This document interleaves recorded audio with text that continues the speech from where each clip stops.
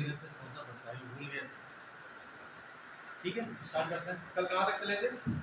कल डिस्कस किया था नेशनल फॉरेस्ट पॉलिसी 1952, ठीक है। इतने स्टेप कैसे इस बीच थोड़ा डाउन हो गया? लड़कों की दिख रही है, लड़कियों की कितनी? 4 2 6 2 8। लड़के कितने? 2 2 4 2 6 2 8 2 10 8 19। कल तो ठीक ठाक थे, 27 28 थे। आज क्या नहीं करते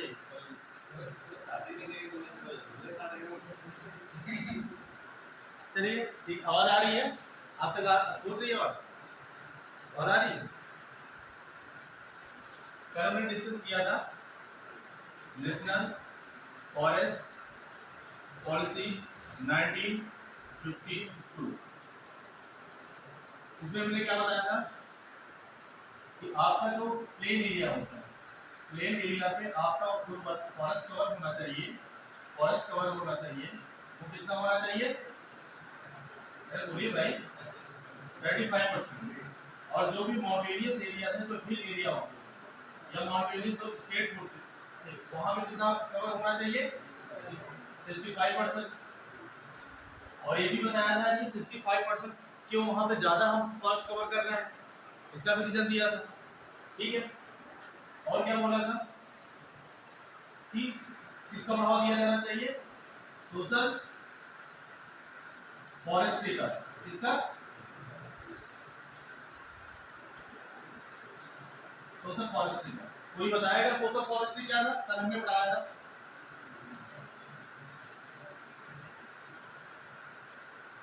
अच्छा ये तो बताइए, कब आया था सोशल फॉरेस्ट्री प्रोग्राम? प्रोग्राम कब आया? कब आया था? 1976 में। इसमें कौन सा 5 ईयर प्लान चल रहा था? फिर 5 ईयर प्लान चल रहा था। और क्या होता है सोलर फॉरेस्ट्री? अरे रिवीजन करते चलिए ना, क्लास चल रही है तो क्लास इसका कुछ रिकॉर्ड कराते चले। क्या होता है सोलर फॉरेस्ट्री, कोई बताएगा? एक लोग बताइए ना, आवाज यहाँ मुझे ये भी यहाँ पर फैन में चल रहा है, इसलिए आवाज क्लियर आप तरफ नहीं आएगी। एक बताइए, कोई बताइए क्या होता है भाई सोशल फॉरेस्ट्री? क्या होती है? सामाजिक वानिकी क्या होती है? कल आप आए थे क्लास में? कल तो कैसे समझ में आएगा ऐसे? बताइए। अरे उसे नहीं देखिए, बहुत सिंपल सी चीज है। सोशल फॉरेस्ट्री मतलब सामाजिक वानिकी। क्या हमने लिखवाया था? सामाजिक सामाजिक वानिकी। सामाजिक वानिकी मतलब, वानिकी मतलब क्या होना है कि पेड़ पौधे लगाना, फल, ठीक है, फलदार वृक्ष लगाना। वानिकी मतलब में क्या बताया था कि क्या लगाना? पेड़ पौधे, पेड़ पौधे लगाना या फलदार, पेड़ पौधे में क्या आ गए आपके? फलदार वृक्ष आ गए, इन सबको लगाना। और सामाजिक का मतलब क्या हो गया? समाज में रहने वाले कौन लोग? समाज में रहने वाले आप ही सब तो हैं। तो आप ही सब के लिए, और आप ही सब के लिए चलाया गया प्रोग्राम। ये कौन चलाएगा? ये कौन लगाएगा? ये काम कौन करेगा? आप ही लोग भागीदारी उसमें होंगे। सीधा सीधा मतलब है कि जो भी कोई भी प्रोग्राम या कोई भी कार्यक्रम जो समाज के लिए किया जाए, समाज को बढ़ावा देने के लिए किया जाए, वही क्या होता है कि सामाजिक कार्यक्रम होता है। ठीक है, अब यहाँ पे वर्ड आ गया वानिकी का। इसके मतलब ऐसा कोई कार्यक्रम है जो समाज का उत्थान, समाज का बढ़ावा देने के लिए वहां पे क्या किया जा रहा है? वनों को लगाया जा रहा है, जिससे पर्यावरण संतुलित रहे, आपके पर्यावरण की सुरक्षा की जा सके, वन्य जीवों की सुरक्षा की जा सके, पारिस्थितिकी संतुलन लाया जा सके। इसी के लिए ये लोगों के द्वारा चलाया गया कोई कार्यक्रम है। और कैसा कार्यक्रम है? यहाँ पे वनीकरण करना, ज्यादा से ज्यादा वन को लगाना। और किसके लिए? समाज के उत्थान के लिए। समाज में रहने वाले लोग कौन होते हैं? आप सबके समाज में रहने वाले लोग हैं। तो सीधा से कॉन्सेप्ट आप बता देते, यही तुम्हें कब समझाया। एक वर्ड में बोलना था कि समाज के उत्थान के लिए चलाया गया कार्यक्रम सामाजिक वानिकी कहलाता है, और लोगों के द्वारा किया गया इनिशिएट पार्टिसिपेशन, उनके लिए जागरूक बनाना और अपने समुदाय को जागरूक बनाने के लिए चलाया गया कार्यक्रम सामाजिक वानिकी कहलाता है। ठीक है, अब इतना बोलते हैं थोड़ा सा उसे क्रैक किया करें ना, थोड़ा उसे करेक्ट इसलिए करते रहते हैं कि चीजें आपको समझ विकसित रहे। और क्या पढ़ाया था? और क्या और भी चीजें बताते हैं। और आपको मैंने बताया था फॉरेस्ट कंजर्वेशन है, क्या पढ़ाया था? फॉरेस्ट कंजर्वेशन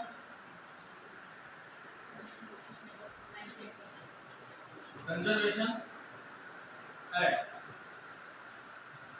कब ये कब आया था फॉरेस्ट कंजर्वेशन एक्ट? 1980 में। 1980 में ये फॉरेस्ट कंजर्वेशन एक्ट लाया गया था। इसके बारे में बताया था क्या था ये? हाँ, और ये फॉरेस्ट कंजर्वेशन एक्ट क्यों आएगा? वनों की सुरक्षा करने के लिए या संरक्षण के लिए, संरक्षण के लिए, तो प्रोटेक्ट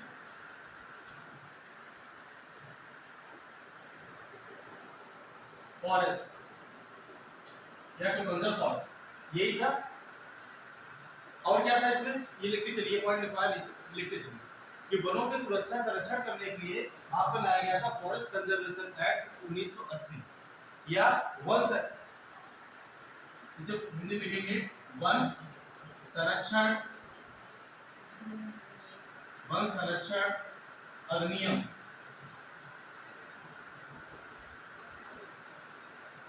अधिनियम 1980।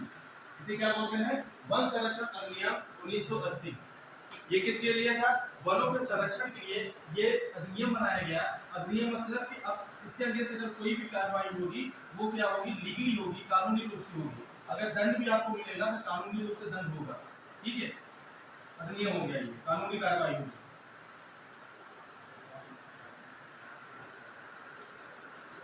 ठीक है, और क्या कहा गया इसमें? ये बात की गई फॉरेस्ट कंजर्वेशन एक्ट में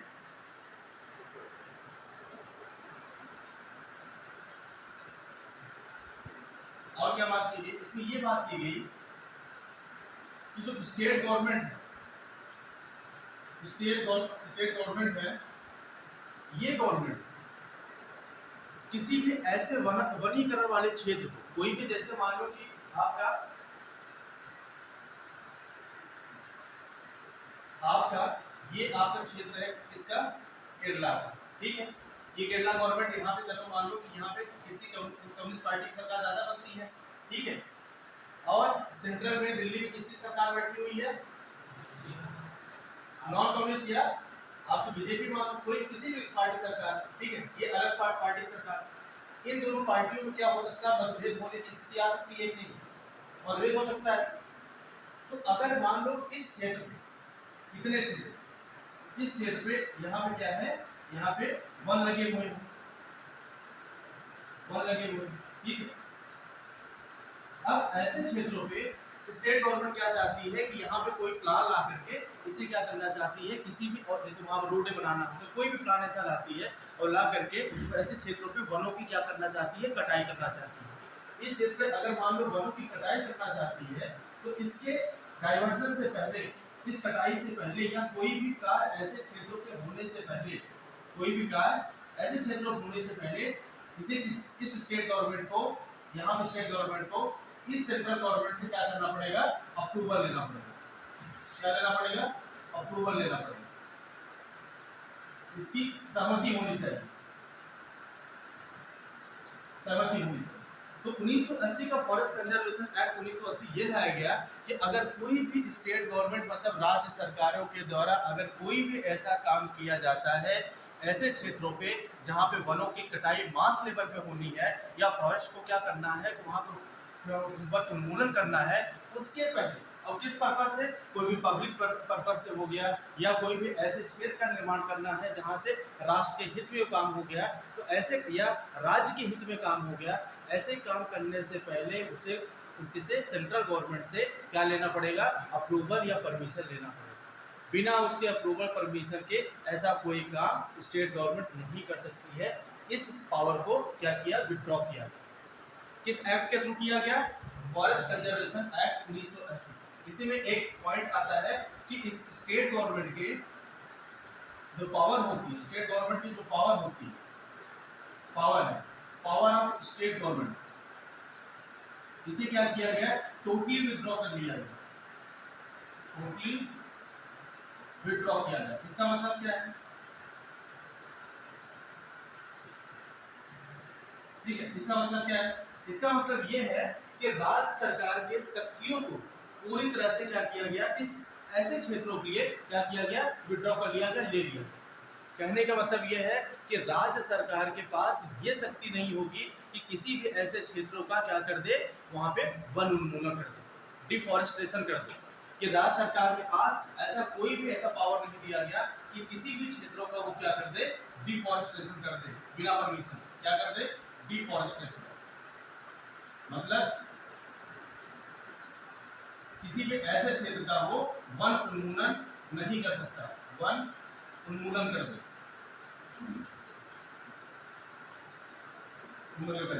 मतलब ऐसे किसी क्षेत्रों का वो वन उन्मूलन या फॉरेस्ट कवर को पूरी तरह से खत्म नहीं कर सकता है ऐसे क्षेत्रों में। इसलिए इसके पावर को क्या कर दिया गया कि गवर्नमेंट के द्वारा इसे विड्रॉ कर लिया गया कि नहीं, आपके पास ये पावर, ये शक्ति आपके पास नहीं। ठीक है। हाँ, वन तो है,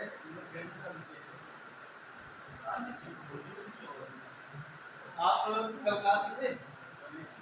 वन जो फॉरेस्ट है पहले था राज्य सरकार की लिस्ट में था, लेकिन फिर बाद में 42nd कॉन्स्टिट्यूशनल अमेंडमेंट एक्ट 1976 के द्वारा इसे कंकरेंट लिस्ट में डाल दिया गया, समवर्ती सूची में डाल दिया गया। और उसी के बाद से एक एक्ट पास हुआ। इसी वजह से पहले, क्योंकि पहले आप सब्जेक्ट को किस में डालोगे, ऐसे क्षेत्र में डालोगे जहाँ पे केंद्र को भी नियम बनाने का क्या हो जाए, अधिकार हो जाए, फिर उसके बाद उनसे वो नियम बनाएंगे। जब पहले वन क्या था, 1976 के पहले राज्य सूची का विषय था। जब राज्य सूची का विषय था तो ऐसे राज्य सूची के विषयों पर केंद्र को नियम बनाने की शक्ति डायरेक्टली नहीं प्राप्त हुई, जब तक उस राज्य के क्षेत्र पे केंद्र का क्या हो जाए, कंट्रोल ना आ जाए, एडमिनिस्ट्रेटिव कंट्रोल ना आ जाए। कैसे ना आ जाए भाई? अगर कोई यहाँ पे राज्य है, राज्य की कोई भी विषय वस्तु है, विषय वस्तुओं पे अगर कोई भी नियम डायरेक्टली केंद्र नहीं बना सकता, जब तक यहाँ कोई इमरजेंसी ना आ जाए, जब तक यहाँ का एडमिनिस्ट्रेटिव पावर, यहाँ पे जो लेजिस्लेटिव कॉन्स्टिट्यूशनल रूप से जो चलता हुआ पावर है, वो ट्रांसफर किसके अंदर में ना हो जाए, वो केंद्र के अंदर में हो जाए। जैसे अब ये बात, अगर ये बात उठा ऐसे क्लियर करते हैं, जैसे आप, जैसे 1976 के पहले जो फॉरेस्ट विषय था, जो फॉरेस्ट विषय था मतलब वन का विषय, ये किसके अंदर था? ये स्टेट गवर्नमेंट के अंदर था, स्टेट गवर्नमेंट। तो अगर राज्य सरकार के अंतर्गत इसका विषय आता है तो इस पर नियम बनाने की किसके पास होगी? राज्य सरकार के पास शक्ति होगी नियम बनाने की।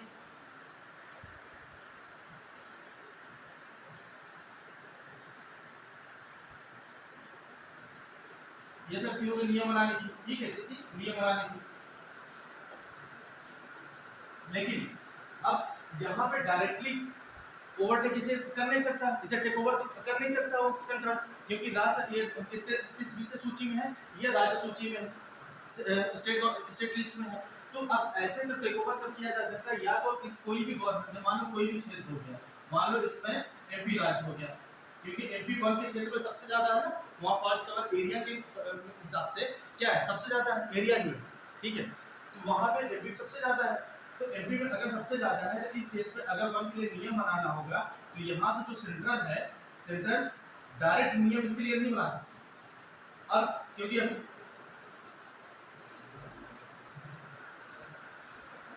ठीक है, ये नियम नहीं बना सकते जब तक या तो राज्य सरकार केंद्र सरकार से ये बात कहे हमारे लिए नियम बनाइए, नहीं तो नियम तुरंत बना नहीं सकती, या कोई केंद्र सरकार की योजना हो, या केंद्र सरकार की कोई ऐसी योजना चल रही हो जो योजना क्या वो हर एक राज्य में लागू हो तब तो बनाए। लेकिन ऐसा कुछ नहीं है तो वो डायरेक्टली नियम कैसे बना देगा जब तक कि इसके अंडर में एमपी उसके एडमिनिस्ट्रेटिव क्षेत्र या उसका लेजिस्लेटिव क्षेत्र में आ जाए। तो ऐसे क्षेत्रों के लिए फिर क्या करना पड़ेगा, पता लगा कि एमपी में इमरजेंसी लग रही है, इमरजेंसी लगने पे क्या होता है, इमरजेंसी लगने पे वहाँ की जो शक्तियाँ होती है वो किसके अंदर अधीन चली जाती है, सेंटर के पास चली जाती है। तो यही इसे क्या बोलते हैं, कौन सा सिस्टम बोलते हैं? हाँ नहीं, ऐसी एक संस्था होती है ना, मतलब इसे क्या नाम देते हैं, व्यवस्था, संस्था का व्यवस्था होती है, इस व्यवस्था को क्या नाम देते हैं? यूनिटरी सिस्टम, एक एकल तंत्री शासन व्यवस्था ना। आप संघ में क्या होता है कि सेपरेशन ऑफ द पावर होता है, देखिए पहले आप यही देखिए, कोई भी हमारा देश कैसा है, फेडरल सिस्टम है नहीं, संघ है नहीं, फेडरल सिस्टम है। और की मैं बात है ये भाई साहब, आपसे हमारा सब्जेक्ट पॉलिटी नहीं है, ये फेडरल सिस्टम है। और फेडरल सिस्टम कहाँ से लिया गया है? कनाडा के कॉन्स्टिट्यूशन से। कहाँ से लिया गया ये? कनाडा के कॉन्स्टिट्यूशन से।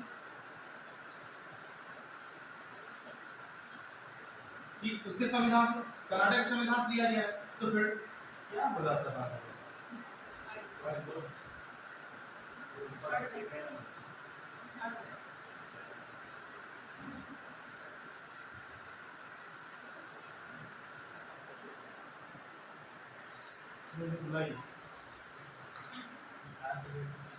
जो आजकल ये ऑटोमेटिक चल रहा है क्या?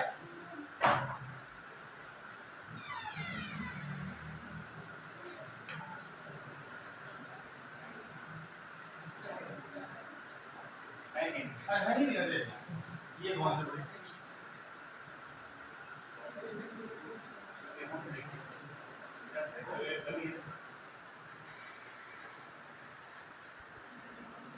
ये बनाएंगे और क्या करें यार?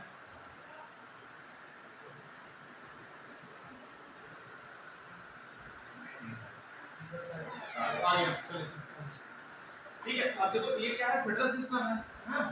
और फेडरल सिस्टम में क्या होता है? संघ में होता है कि जो शक्तियों का क्या होना चाहिए?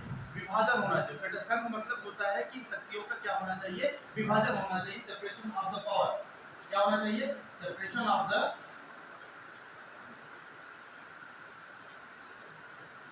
Separation of the power. इसके भी शक्तियों का विभाजन होना चाहिए बिटवीन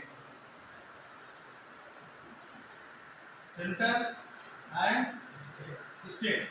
राज्य और केंद्र के बीच शक्तियों का विभाजन होना चाहिए। यही क्या बताता है कि हमारा जो देश है वो क्या है? फेडरल सिस्टम है। सभी आप देखते हो जैसे व्यवस्था सेंट्रल में है, सेम वैसी व्यवस्था इलेक्शन की और उसकी पावर की स्टेट में सेम व्यवस्था है। लेकिन कभी कभी ये पॉइंट निकल के आता है कि कभी कभी क्या होता है कि हमारा जो संविधान है या हमारा देश है, कभी कभी यूनिटरी सिस्टम हो जाता है, एक एकल तंत्री जो आपकी व्यवस्था हो जाती है। ऐसा कैसे होता है, कब होता है? उस केस में ये संविधान में नियम है कि अगर किसी भी रूप में अगर इमरजेंसी लग गई अगर इमरजेंसी लग गई और ये प्रेसिडेंट को आर्टिकल 365 के तहत, अनुच्छेद 365 के तहत ये उसे पता चल जाता है तो उस राज्य क्षेत्र में वहां का जो तंत्र, वहां का जो शासन चल रहा है वो वहां पे संविधान के अनुरूप नहीं चल रहा है, वहां कॉन्स्टिट्यूशन जो सिस्टम चल रहा है वो फेलियर है। ऐसे में क्या होगा कि उसे ये बात पता चल जाती है 365 है और गवर्नर उसे क्या बताता है कि यहाँ के जो संविधान सिस्टम है ये कॉन्स्टिट्यूशन के रूप से नहीं चल रहा है। तो 365 तक इसे पता चलती है और आर्टिकल 356 के तहत वो क्या लगा देता है, वहां पे स्टेट इमरजेंसी लगा देता है। ठीक है, प्रेसिडेंट शासन हो जाती है।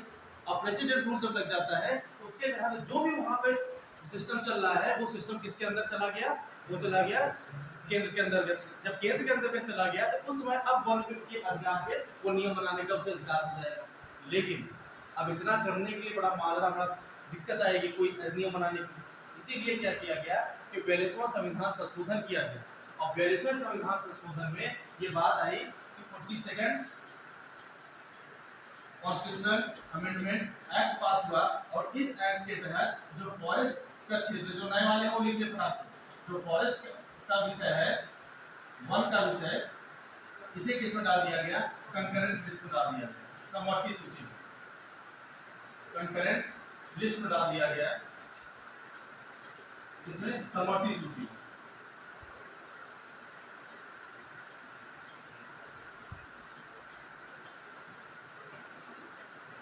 समवर्ती सूची, ठीक है, इसे डाल दिया गया। अगर समवर्ती सूची में डाल दिया गया तो इसमें नियम बनाने की जो शक्ति है वो स्टेट के पास भी आ गई और किसके पास आ गई? सेंट्रल के पास आ गई। लेकिन यही बात उसमें की गई है फॉरेस्ट कंजर्वेशन एक्ट में। हमने क्या बात किया?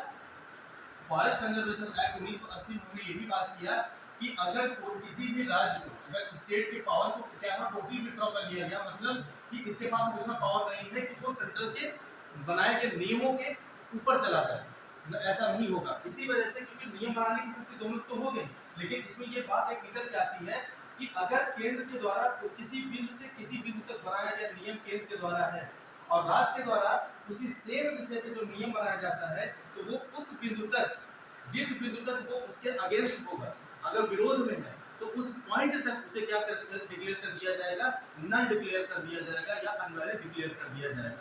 इसी वजह से इसे क्या कर दिया जाएगा, अनवैलिड या नन डिक्लेयर कर दिया जाएगा। ठीक है, इसी वजह से इसे समवर्ती सूची में डाला गया। नियम तो दोनों बना सकते हैं, लेकिन किसी भी केस में अगर दोनों बीच कंफ्लिक्ट होता है या केंद्र के बनाए गए नियम के अगेंस्ट है जिस पॉइंट तक, उस पॉइंट तक उसे नन डिक्लेयर कर देंगे राज्य द्वारा बनाए गए नियम। इसी वजह से बोला गया है कि स्टेट को अगर किसी भी सेक्टर, किसी भी क्षेत्र को फॉरेस्ट कवर से फॉरेस्ट एरिया को नॉन फॉरेस्ट एरिया में बदलना है, मतलब वन वाले क्षेत्र को बिना वन वाले क्षेत्र में बदलना है, नॉन फॉरेस्ट एरिया में बदलना है, तो इसके लिए सबसे पहले क्या लेने की परमिशन चाहिए, सेंट्रल की परमिशन चाहिए। ये याद कर लीजिएगा। ये किस एक्ट में आया था, फॉरेस्ट कंजर्वेशन एक्ट 1980 में आया, बात निकल के आई। ये तब निकल गई जब हमने ये बात पहले संशोधन 42वां संविधान संशोधन कर दिया फॉरेस्ट के विषय पे कि अब ये किसका विषय होगा, समवर्ती सूची का विषय। ठीक है, और एक पॉइंट और नोट डाउन कर लीजिए, हमारी गया डस्टर खोज रहे हैं,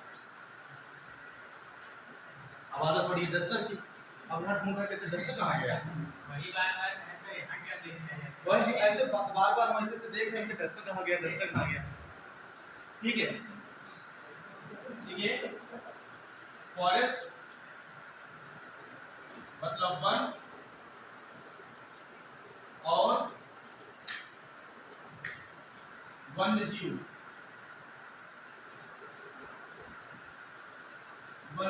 और वन और वन्यजीव को फॉरेस्ट एंड वाइल्ड लाइफ,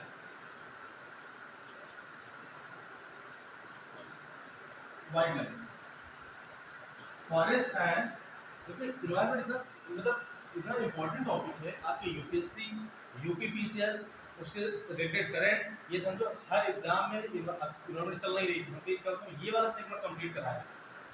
तो उसका ये जो स्टैटिक पोर्शन है आज नहीं कल भी आएगा, परसों भी आएगा। करंट ये क्या है, इस साल आया अगले साल नहीं आया, ये कंप्लीट नहीं होगा तो घाटे में, सच तो ये। इसलिए हम कहें कि अब इसी में क्लास जो मिलती रही इसी में मैनेज करके हम चला के इसी को पकड़ लें, इससे संस्था है इसके का इतना इतनी चीज़ आपके पास हो जाए, फिर आपको जब पढ़ना हो तो फिर दिक्कत ना। ठीक है, कि नेशनल पार्क में क्या डिफरेंस है, नेशनल पार्क बायोस्फीयर में क्या डिफरेंस होता है, मतलब जो सेंचुरीज होती है, अभ्यारण्य होता है, क्या डिफरेंस होता है, आपका एनर्जी लेवल क्या होता है, जैसे पिरामिड कई टाइप होते हैं, नंबर के पिरामिड होते हैं, बायोमास के होते हैं, बायोमास क्या होता है, मान लो किताब पढ़ोगे तो लिखा होगा बायोमास, थोड़ी समझाया होगा बायोमास का, बायोमास क्या होता है, फिर आपका पिरामिड किस आधार पर होता है, एनर्जी के आधार पर होता है, एक जगह उल्टा दिखता है, एक जगह सीधा दिखता है, ये माजरा क्या है, रखने तो रख लेते हैं ना कि भाई इक्वेटिक में क्या होता है, उल्टा होता है। ठीक है, और ऐसे आपके ग्रास लैंड और आपके फसल वाले क्रॉप लैंड एरिया में क्या होता है, वो सीधा होता है, तो इसका मतलब क्या है। तो ये सब जो मेन चीज़ें जैसे बायो मैग्निफिकेशन है, जब संवर्धन होता है, ठीक है, ये सब कार्बन सिक्वेस्ट्रेशन आ चुके थे ना, कार्बन ये सब नहीं बनाए, ये सब बहुत इंपॉर्टेंट, मतलब आने वाले टाइम ये सब काफी हर एग्जाम क्वेश्चन रहते हैं।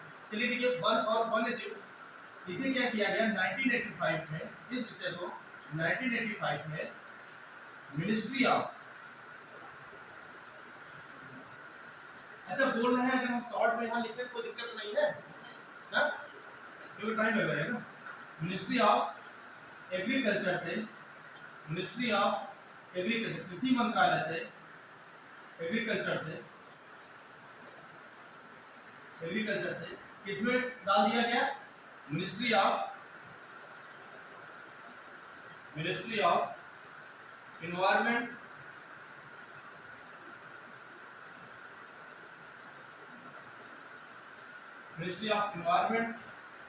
एंड फॉरेस्ट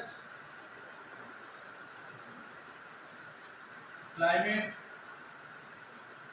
चेंज, मतलब पर्यावरण वन जलवायु परिवर्तन मंत्रालय, पर्यावरण वन जलवायु पर्यावरण वन जलवायु परिवर्तन मंत्रालय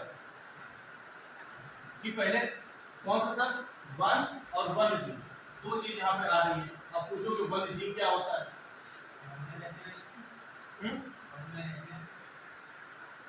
कुत्ता क्या है? वन्य जीव है या नहीं? क्यों नहीं भाई? एनिमल है ना? हाँ हाँ, जो घरेलू जानवर हैं वो वन्य जीव में नहीं काउंट किए जाते। वन्य जीव कौन काउंट किए जाते हैं? जो गैर पालतू होते हैं, जो पालतू नहीं होते हैं, जो पेट नहीं होते हैं, पेट एनिमल्स नहीं होते हैं, वो किस में काउंट किए जाते हैं? वन्य जीव में काउंट किए जाते हैं। ठीक है, ये हो गया। आगे चले।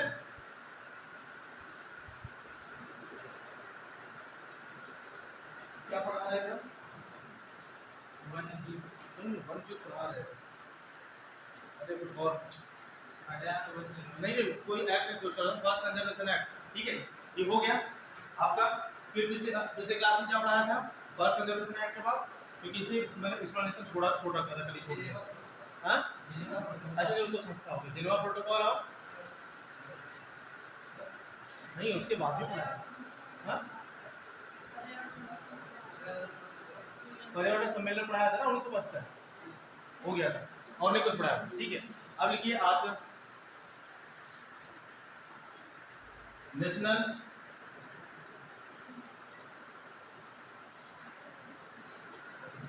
Forest policy 1988।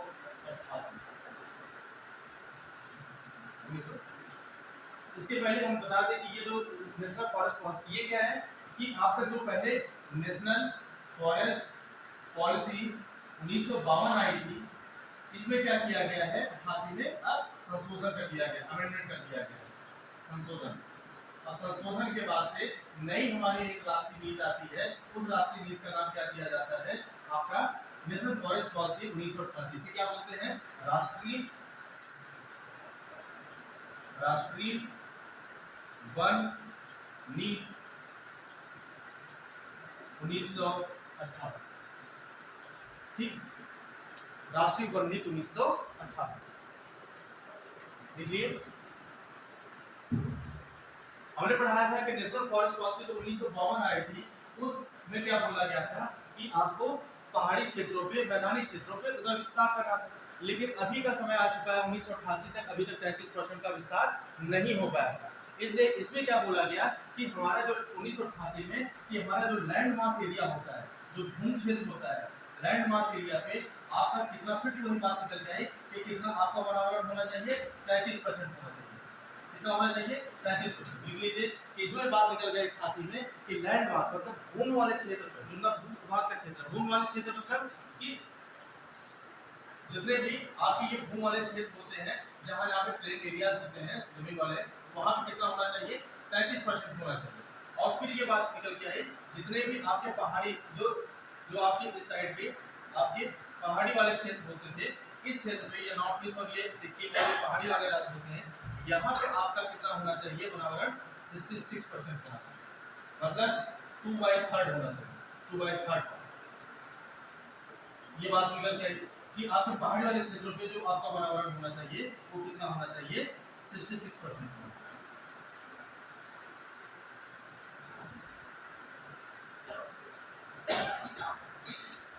हाँ,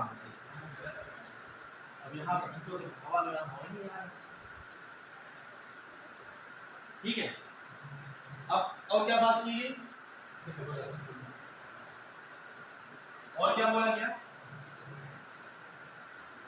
देखो हुआ क्या था कि central board of forestry, central board of forestry का आयोजन किया गया, मतलब केंद्रीय वानिकी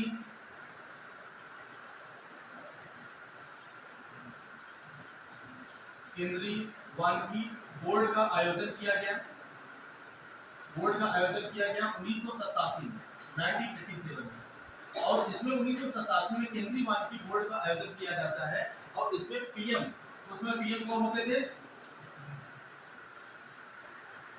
उसमें हमारे इंडिया के पीएम कौन थे?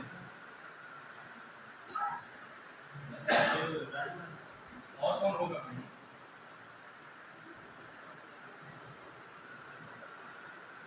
उसमें राजीव गांधी पीएम थे हमारे। तो पीएम ने इस बात को स्ट्रेस किया, मतलब उन्होंने इस दबाव डाला कि यहाँ पे ज्यादा से ज्यादा कि अगर हमें अभी तक क्या हुआ था, 1952 में हमने नियम लाया था, 1952 में हमने ये बोला था कि टोटल भूभाग का कितना % बराबर होना चाहिए? 1/3 भाग टोटल भाग का। इसमें टोटल भाग में सब कौन कौन आते थे? इसमें प्लेन एरिया और माउंटेन एरिया दोनों मिक्स आते थे, दोनों मिला करके टोटल कितना होना चाहिए? इसमें प्लेन एरिया और पहाड़ी राज्य माउंटेन क्षेत्र एरिया मिला करके, पहाड़ी क्षेत्र को और मैदानी क्षेत्र को मिला करके टोटल हमारा वातावरण कितना होना चाहिए? 1/3 होना चाहिए। 1/3 1/3 मतलब 33% होना चाहिए। ये बात किसमें निकल के आई थी? ये बात किसमें आई थी? 1952 में आई थी कि जो दोनों मिला करके हमारा टोटल मतलब अगर ये इंडिया का पूरा क्षेत्र है, पूरे इंडिया के क्षेत्र पे वनावरण किया जाए और वनावरण करके हमें टोटल 1/3 कर देना है कि पूरे भूभाग का 1/3 हो जाना है, 33%। लेकिन अभी तक 1900 कब का 52 बात थी, लेकिन अब आ चुका है 1986 और 87 का टाइम आ चुका है और इस समय तक अभी तक टोटल हमारा क्षेत्र 1/3 को प्राप्त नहीं कर पाया, 1/3 को नहीं प्राप्त कर पाया। इसका मतलब कहीं न कहीं कमी हो रही है। गवर्नमेंट के द्वारा जो प्रोग्राम चलाया जा रहा है उसमें समस्या आ रही है, या तो कमी कहाँ पे हो रही है कि लोगों का जो पार्टिसिपेशन है वो कम हो रहा है। और लोगों का पार्टिसिपेशन, उन्हें पता था, किसी भी इंसान को पता होता है कि सबसे ज़्यादा भागीदारी कौन हो सकता है? गांव में रहने वाले क्षेत्र में लोगों की पार्टिसिपेशन ज़्यादा हो सकती है, ज़्यादा एरिया वहाँ पर छूटा पड़ा है। और इसीलिए बोला गया था सोशल फॉरेस्ट्री को खाली वहाँ पे बात की गई थी, लेकिन जब सोशल फॉरेस्ट्री प्रोग्राम 1976 में चला दिया गया तो उन्होंने ये बोला कि ज़्यादा से ज़्यादा लोगों का पार्टिसिपेशन होना बहुत ज़रूरी है। इस बात पे लेकर के क्या हुआ? आयोजन हुआ इसका केंद्रीय मानकीय बोर्ड का। इस बोर्ड में ये पीएम के द्वारा ये बात की गई कि ज़्यादा से ज़्यादा लोगों का, ये तो इसमें खत्म हो जाता है 2 मिनट, इसमें क्या किया जाए? ज़्यादा से ज़्यादा लोगों का पार्टिसिपेशन किया जाए। क्या होना चाहिए कि मोर पीपल्स पार्टिसिपेशन। ये क्या बोलता है?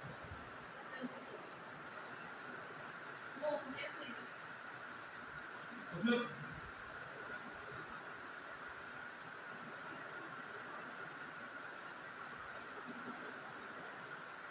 इसमें बोला गया कि ज्यादा से ज्यादा लोगों का पार्टिसिपेशन होना चाहिए,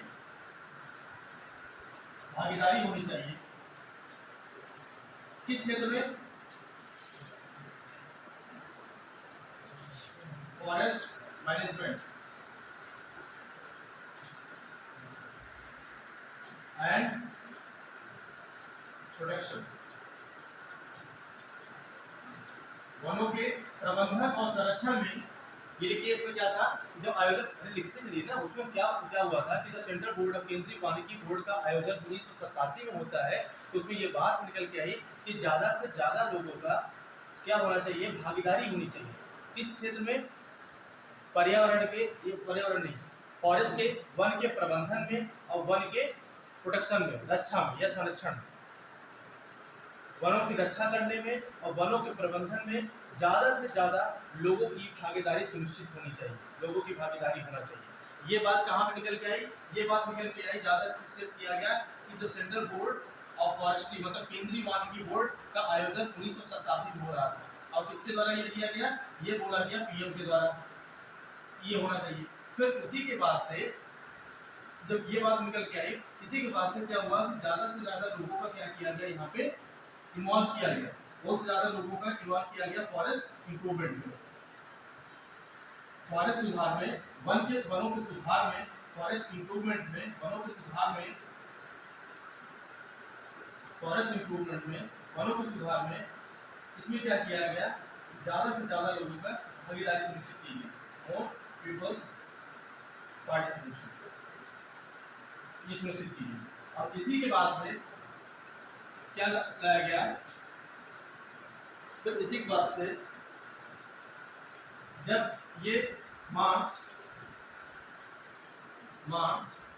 1990 को जब ये रिजॉल्व होता है, 1990 को ये बात होती है कि हर एक गांव के पास, हर एक विलेज गांव के पास क्या होना चाहिए, अपने एक खुद का प्लान होना चाहिए। क्या होना चाहिए, हर एक गांव के पास अपनी खुद की एक योजना होनी चाहिए। योजना होनी चाहिए इसके लिए फॉरेस्ट के प्रबंधन में, फॉरेस्ट मैनेजमेंट, वन प्रबंधन में हर एक गांव के पास अपनी एक योजना होनी चाहिए। ये बात कब निकल के आई, 1990 में।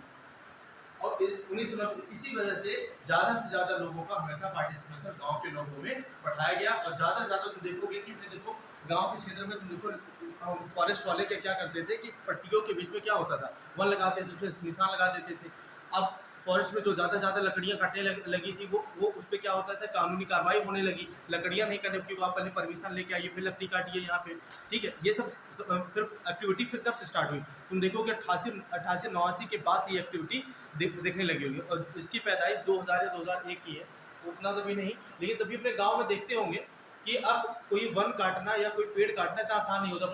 अपने कोई बाग होगी, उसमें आप कटाई करने चले जाइए, 5 या 6-10 पेड़ अगर आपको काटना हो तो आपको परमिशन लेने पड़ जाएगी। नहीं परमिशन लेते, अब ऑन कैमरा हम नहीं बोल सकते, तो आप क्या करते हैं, कुछ उसका आउटसोर्सिंग होती है या कुछ उसके जुगाड़ होते हैं, कैसे जुगाड़ किया जाता है तो काटते हैं। होता नहीं होता, ये जुगाड़ तभी हो पा रहा है जब वो लीगली नहीं है, ठीक है। अगर ये वो लीगली है, ठीक है, और इसी वजह से हम उसे क्या करते हैं कि हम ऐसा जुगाड़ ढूंढते हैं। अगर वो लीगली नहीं होता तो हम ऐसे काट लेते हैं, ठीक है। ये कब से स्टार्ट हुआ, ये 1988-89 के बाद से ये कार्यक्रम स्टार्ट हुआ। फिर इसी वजह से लाई गई आपकी नेशनल फॉरेस्ट पॉलिसी 1958। इसमें क्या किया गया, देखिए सॉइल एंड वाटर, मृदा और जल। अभी तक हम सॉइल कंजर्वेशन की बात करते थे, लेकिन इसमें कौन से ऐड वर्ड हो गया, वाटर कंजर्वेशन का। सॉइल एंड वाटर कंजर्वेशन करना, मृदा और जल संरक्षण करना, मृदा और जल का संरक्षण मतलब सॉइल प्लस वाटर, क्या करना है इसका, कंजर्व करना, कंजर्वेशन की बात है। अब ये क्यों किया गया अभी बता रहे हैं, ठीक है, कंजर्वेशन किया गया। और इसमें बोला गया वनों का या इन्वायरमेंट का क्या किया जाए, प्रबंधन किया जाए, मैनेजमेंट किया जाए, प्रबंधन, और किस रूप में किया जाए।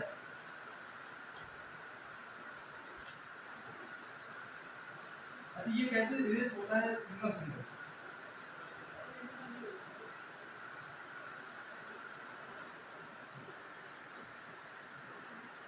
कैसे किया जाए, सस्टेनेबली, मतलब सतत प्रबंधन हो। कैसा प्रबंधन हो, सतत प्रबंधन किया जाए। ये सतत प्रबंधन की बात, सस्टेनेबल मैनेजमेंट की बात कैसी आई कि अब देखिए ये जो सतत की अवधारणा है, ठीक है,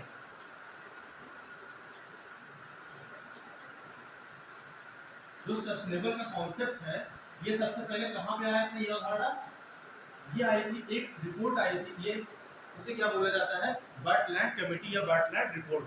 बर्टलैंड रिपोर्ट आया था ना 1987 में। ये लिख लीजिए, क्वेश्चन मैथ्स का फॉर्मूला आता है कि बर्टलैंड रिपोर्ट कब आई थी, 1987 बर्टलैंड रिपोर्ट।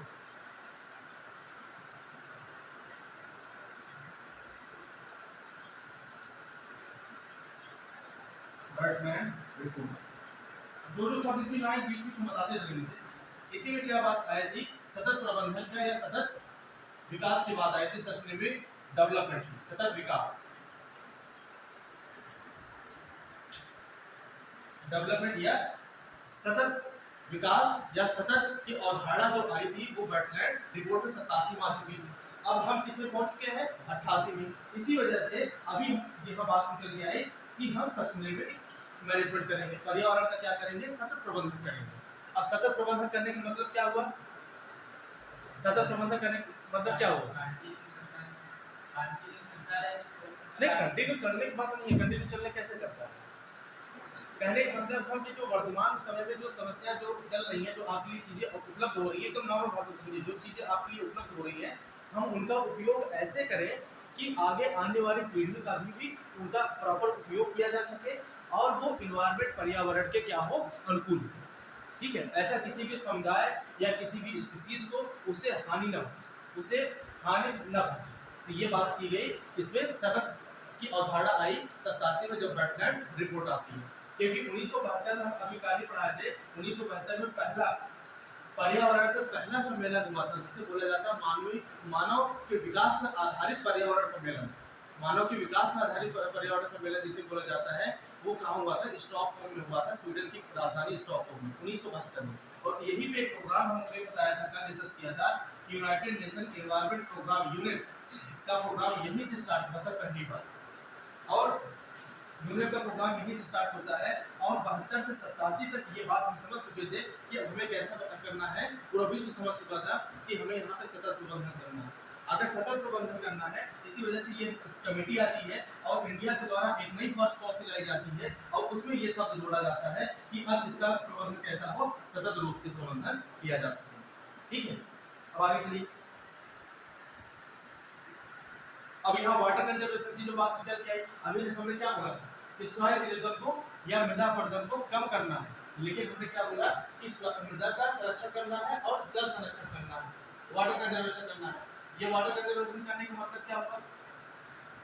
वाटर कंजर्वेशन करने का मतलब है कि आप क्या होता है कि जैसे सूखे वाले क्षेत्र होते हैं, जैसे आपका मान लो डिजर्टिफिकेशन में बहुत ज्यादा हो रहा है, आपका जैसे ये वाला क्षेत्र आ गया, जैसे मान लो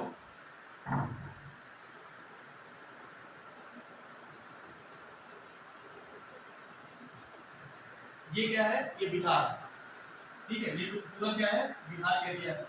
पता है बिहार में सूखा, बिहार उड़ीसा यहाँ सूखे समस्या अधिक रहती नहीं रहती, ये बिहार है। और बिहार का ये वाला जो क्षेत्र होता है, ये वाला दक्षिण भाग, कौन सा? दक्षिण भाग।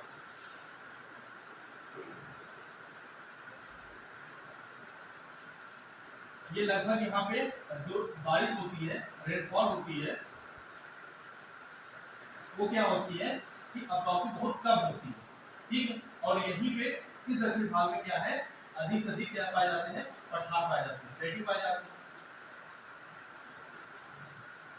ठीक है, पठार पाए जाते हैं इस दक्षिण भाग में। और आपकी यहीं से गंगा नदी निकलती हुई चली जाती है।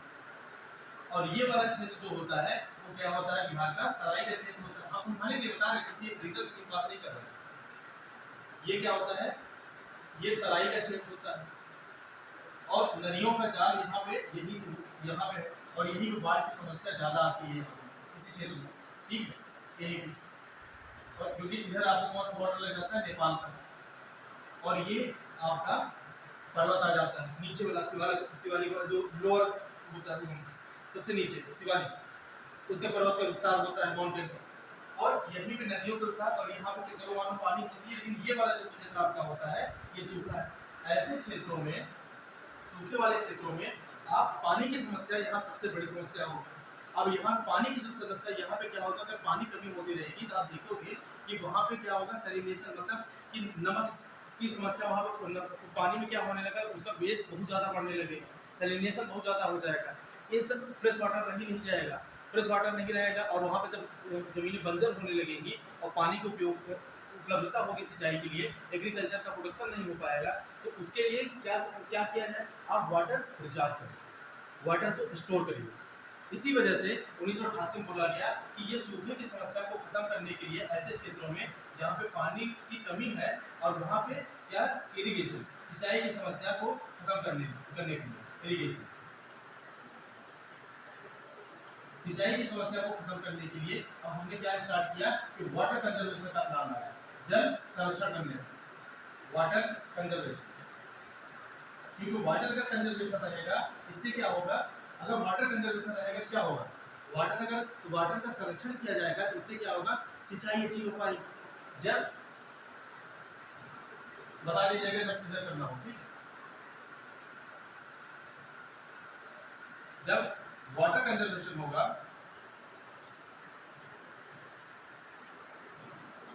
वाटर कंजर्वेशन, इससे क्या होगा, इसे इरिगेशन,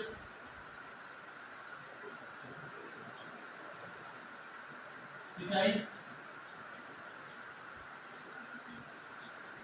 प्रबंधन कर सकते हो, सिंचाई की अच्छी सुविधा प्राप्त कर सकते हो। इरिगेशन होने से क्या होगा, एग्रीकल्चर, जो एग्रीकल्चर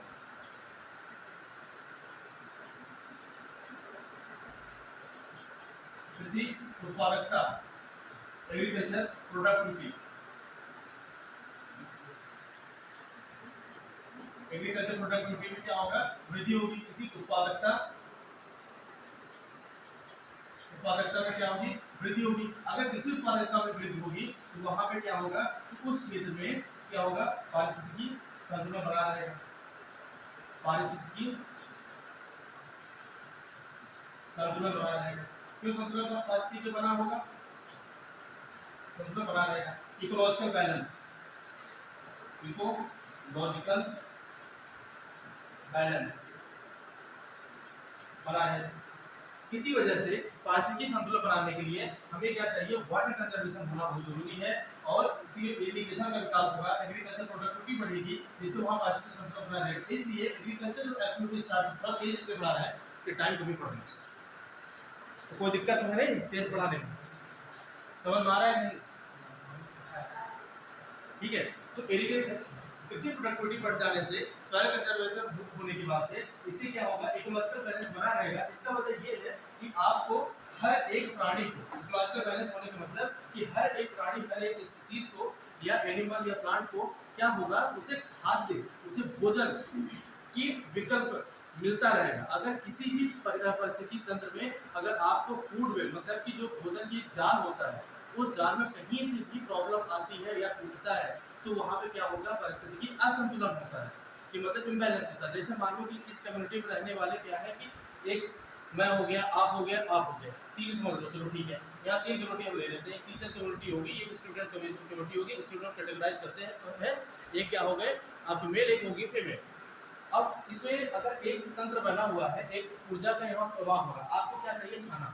अगर आपको खाना चाहिए, आप ऐसे प्लेनेट पे हो जहाँ पे आपको खाने की आवश्यकता पड़ रही है, उस खाने में अब यहाँ पे खाने की कमी हो जाए, वहाँ पे खाने की कमी होगी कि यहाँ पे एक स्पीसीज जो डोमिनेंस वाली होगी, जैसे मेल, जैसे डोमिनेंस हो गई, तो डोमिनेंस होगी तो वो क्या होगी कि फीमेल को खाने लगेंगी। फीमेल, अगर फीमेल डोमिनेंस होगी तो मेल को खाने लगेंगी।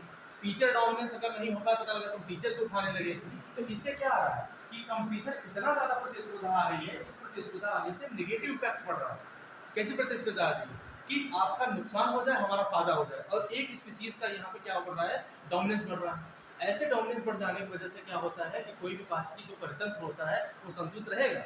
ऐसे क्षेत्र में आप रहना चाहेंगे, आप कभी नहीं रहना चाहेंगे। सेम यही प्रोसेस किसमें चलता है, जानवरों और पौधों में होता है कि उनके किसी के एक डोमिनेंस से बढ़ने लगेगा, वो उनके खाद्य को क्या करेंगे, अतिक्रमण कर लेंगे, अटैक कर लेंगे, जिसे क्या बोला जाता है, एक्सोटिक स्पीसीज बोलते हैं, आक्रमण करने वाले जो जाति वाले स्पीसीज होते हैं। तो ऐसे स्पीसीज जब आते हैं तो उस परितंत्र को क्या करते हैं, असंतुलित कर देते हैं। तो ये चीज न होने पर खाद्य की उपलब्धता बार बार सुनिश्चित की जा सके, इसी वजह से वाटर कंजर्वेशन चला गया, इससे एग्रीकल्चर होगा, इसी वजह से पारिस्थितिकी संतुलन बना है। ठीक है, लिखने काम हो तो समझाने काम हो गया, हम लिखा दें।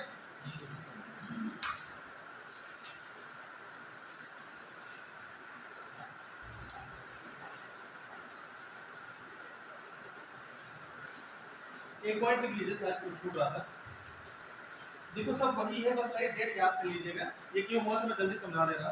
देखिए, एक 1970 में एक अवधारणा आई थी, 1970 में, 1970 में एक अवधारणा आई जिसे बोला गया joint forest management, joint forest management,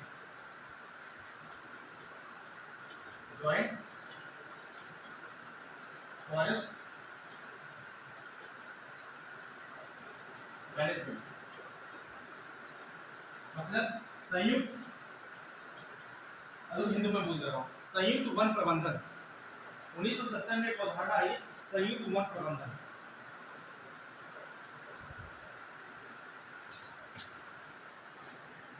ये संयुक्त वन प्रबंधन क्या करना है, सेम वही चीज कि इसमें क्या होता है, संयुक्त भूमि से समझा देते हैं।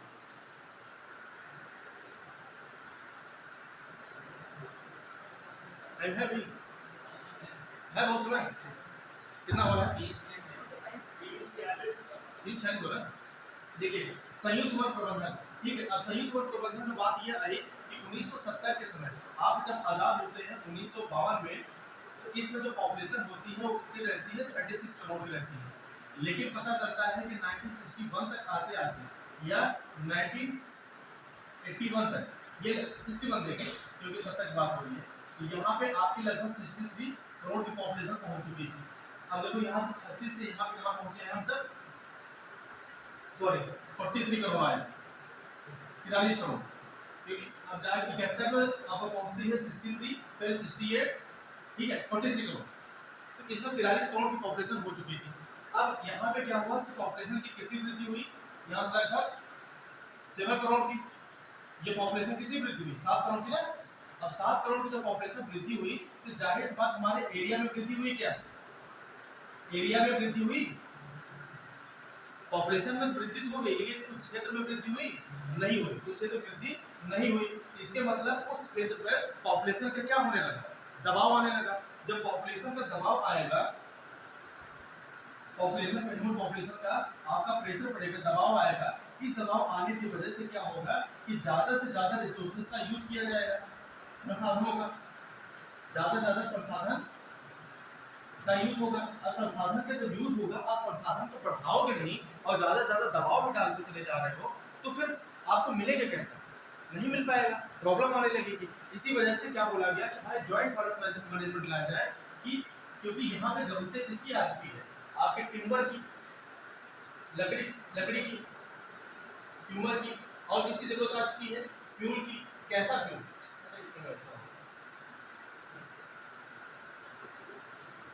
कैसा फ्यूल चाहिए, लकड़ी आधारित, लकड़ी पे भाई अभी भी 25 करोड़ पॉपुलेशन ऐसी रहती है जो क्या होता है उस वक्त की, मतलब चूल्हे पे खाना बनाती है, उन्हें लकड़ी कहीं ना कहीं से, अभी अभी मान लो गांव के क्षेत्र में ठंडी बहुत ज्यादा पड़ने लगी तो क्या करते हैं, अलाव जलाते नहीं, उनके लकड़ी चाहिए नहीं चाहिए, या बहुत से ऐसे कार्यक्रम होते हैं जहाँ लकड़ी की जरूरत पड़ती है नहीं पड़ती है। ऐसे मैक्सिमम पॉपुलेशन है जो वन टाइम गैस का यूज करते हैं, एक टाइम चूल्हे खाना बनाते हैं, सबकी दैनिक स्थिति अच्छी नहीं है। तो ऐसे लिए या जो SC ST जो जंगलों में रहने वाले लोग रहते हैं, उन्हें क्या चाहिए, उन्हें गैस तो यूज कर नहीं रहे, लेकिन भाई अगर इंडिया के अंदर वो कॉन्स्टिट्यूशन क्षेत्र में रह रहे हैं या भौगोलिक क्षेत्र में रह रहे हैं, तो ये गवर्नमेंट का कर्तव्य होता है उनके लिए भी सुविधाएं प्रोवाइड की जाए। तो वहाँ पे भी लकड़ी की व्यवस्था नहीं होगी तो कैसे खाना बनाएंगे, तो इस वजह से उन्हें फ्यूल भी चाहिए होगा, फिर क्या चाहिए, ट्रेड भी करना है, व्यापार भी करना है। तो ऐसे क्षेत्रों को क्या हुआ, बहुत ज्यादा दबाव पड़ने लगा, इसलिए क्या लाया गया, ज्वाइंट फॉरेस्ट मैनेजमेंट लाया गया। ज्वाइंट फॉरेस्ट मैनेजमेंट बोला गया कि यहाँ पे शहर के लोगों के साथ साथ या गवर्नमेंट के द्वारा जो योजना बनाई जाए वो तो बनाई ही जाए, प्लस इसमें गांव के लोगों की जो पीपल्स होते हैं उनकी भागीदारी ज्यादा से ज्यादा किया जाए संयुक्त प्रबंधन करने पे, फॉरेस्ट प्रबंधन करने में। ये समझाने वाली बात थी, लेकिन क्वेश्चन एग्जाम में खाली आएगा ज्वाइंट फॉरेस्ट मैनेजमेंट कब लाया गया था, 1970 में आया, ठीक है। अब ये इस एरिया से पूरा टॉपिक ये खत्म हो चुका है। अब 1988 में लिखिए, इकोलॉजिकल बैलेंस लिख चुकी है। अब हाँ इन्वायरमेंट, उसमें एक शब्द डाल सकते हैं, अगर इकोलॉजिकल बैलेंस हो रहा होता है, इससे क्या होता है, पर्यावरण स्थिरता आती है। क्या होता है, पर्यावरण स्थिरता। 1988 जो लाया गया था नेशनल फॉरेस्ट पॉलिसी 1988, इसके लिए पर्यावरण स्थिरता, इन्वायरमेंट स्टेबिलिटी, इन्वायरमेंट स्टेबिलिटी, ठीक है, इन्वायरमेंट स्टेबिलिटी। इकोलॉजिकल बैलेंस पढ़ाएंगे अच्छे से जब इकोसिस्टम पढ़ाएंगे, अब इकोसिस्टम ठीक है, फिर वहाँ पर समझा पाएंगे फूड चेन क्या होता है, फूड वेब क्या होता है, क्रॉप लेवल क्या होता है, कैसे ऊर्जा का स्तर बढ़ता है, फिर वहाँ तक उस समझ में आएगी। ठीक है, अभी इतना बस लेवल समझते हैं, आगे लिखिए। आगे वही सब चीज़ है जो मैंने बताया कि मतलब कंजर्वेशन। हाँ एक चीज़ इसमें नई निकल के आई थी कि हमें क्या नेचुरल हेरिटेज का कंजर्व करना है, मतलब जो प्राकृतिक आपकी विरासत होती है, प्राकृतिक विरासतों का, और एक चीज़ निकल के आई जो प्राकृतिक विरासत होते हैं उनका संरक्षण करना, conservation of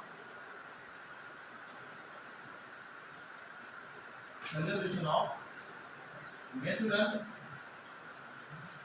natural heritage, heritage ऐसा क्यों करना था? जाहिर सी बात, अगर नेचुरल हेरिटेज को आप कंजर्व करेंगे तभी तो आप अपनी संस्कृति को, कल्चर को बचा पाएंगे, सेव कर पाएंगे और टूरिज्म का बढ़ावा दे पाएंगे। और इन सब से क्या हो सकता है? आय में, इनकम में वृद्धि हो सकती है। इनकम, इससे क्या हो सकता है? इनकम कैसे हो सकता है? अगर टूरिज्म बढ़ावा देगा तो इससे एम्प्लॉयमेंट में, रोजगार में वृद्धि होगी। और गवर्नमेंट का ये प्लान चल रहा है कि टूरिज्म का इस टाइम पे कि टूरिज्म का विकास किया जाए, जिससे 5 लाख लोगों का कम से कम रोजगार सुनिश्चित किया जाए, 5 करोड़ लोगों का ज्यादा से ज्यादा इसमें नौकरियां निकाली जाए। इस क्षेत्र में टूरिज्म, पर्यटन के क्षेत्र में पर्यटन इसमें क्या होता है? इससे क्या होगा? नेचुरल हेरिटेज से कल्चर और टूरिज्म का भी विकास होगा, जिससे आय भी सृजित हो सकता है। कैसे हो सकता है? क्योंकि इसमें ज्यादा से ज्यादा रोजगार दे करके, और रोजगार किसके द्वारा दिया जा रहा है आज के टाइम पे? गवर्नमेंट के द्वारा। और ये बात निकल के आ रही है कि हमें ज्यादा से ज्यादा रोजगार पर्यटन के क्षेत्र में देना है। इसलिए बार बार पर्यटन को बढ़ावा देने के लिए हमेशा कौन सा सर्किट बनाया जा रहा है? पता लगा, रामायण सर्किट बन रही है, बुद्ध सर्किट बन रही है। क्यों बन रही है? इसी वजह से कि हमारा जितना भी कल्चरली रूप से, सांस्कृतिक रूप से अगर इंडिया रिच है, उसका संरक्षण किया जा सके और उससे हम ज़्यादा से ज़्यादा इनकम पा सकते हैं। और ऐसे इनकम कैसे रूप में हो सकते हैं? आपके फॉरेन रिजर्व के रूप में जा सकते हैं। कैसे? क्योंकि बाहरी जब लोग आएंगे अट्रैक्ट होकर के, ज़्यादा से ज़्यादा टूरिज्म आपके यहाँ होगा, तो उससे क्या होगा कि आपके पैसे डॉलर में आ रहे हैं, उससे विकास हो रहा है। और इंटरनल आपका टूरिज्म बढ़ावा मिल रहा है, जैसे एक स्टेट से दूसरे स्टेट, जैसे मध्य प्रदेश से आप महाराष्ट्र, यूपी से महाराष्ट्र, महाराष्ट्र से यूपी, ऐसे भी हमें टूरिज्म का विकास करके रोजगार सृजन करने का एक अवसर उपलब्ध कराना। ठीक है, ये कंप्लीट हो गया। और जो कुछ ऐसा है नहीं, जितना मैं समझा दिया हूँ। और एक लिख लीजिए, कंजर्वेशन ऑफ सॉइल, ये हम लिखा दिए थे, लेकिन किस एरिया में कंजर्वेशन ऑफ सॉइल करना था ये कल ही मतलब बता दिए थे। कंजर्वेशन ऑफ सॉइल,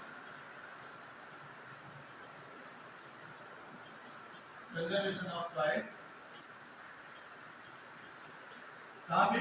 रिवर के कैचमेंट एरिया में, लेक में, पॉन्ड वाले क्षेत्र में। ये कल ही में बताया था, कल वाली क्लास तो किया हुआ, ये बताया था कि कैचमेंट एरिया में जो कंजर्वेशन मतलब मृदा का संरक्षण, हिंदी में लिख लीजिएगा, मृदा का संरक्षण कहाँ करना था? नदी वाले क्षेत्र में, झील वाले क्षेत्र में, झील में, तालाब में। ऐसा क्यों करना था? क्योंकि सिल्टेशन का बढ़ावा नहीं देना था। सिल्टेशन मतलब अवसादीकरण को कम करना था। ऐसा क्यों करना था? इस क्षेत्र में अवसादीकरण को कम करना था।